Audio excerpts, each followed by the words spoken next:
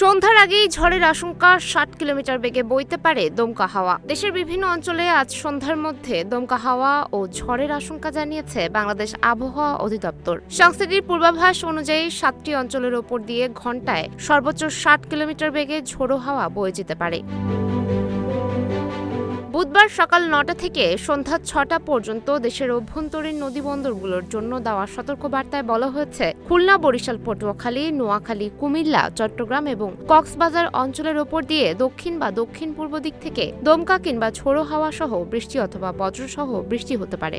এ কারণে এসব এলাকার নদীবন্দরগুলোকে ১ নম্বর সতর্ক সংকেত দেখিয়ে যেতে বলা হয়েছে। পূর্বাভাসে আরও জানানো হয়, আগামীকাল বৃহস্পতিবার সন্ধ্যা ৬টা পর্যন্ত দেশের বেশিরভাগ অঞ্চলে বৃষ্টিপাতের সম্ভাবনা রয়েছে।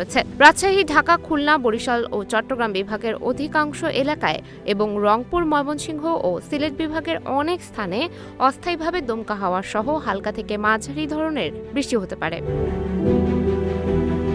সেই সঙ্গে দেশের কোথাও কোথাও মাঝারি থেকে ভারী বর্ষণেরও আশঙ্কা রয়েছে বলে জানিয়েছে আবহাওয়া অফিস।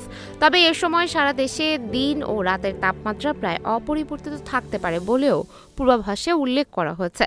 সার্বিকভাবে উপকূলীয় ও নদী তীরবর্তী এলাকাগুলোতে বসবাসকারী মানুষকে সতর্ক থাকার পরামর্শ দিয়েছে আবহাওয়া অধিদপ্তর। সুমায়া হক তন্নি, নিউজ ফ্ল্যাশ 71।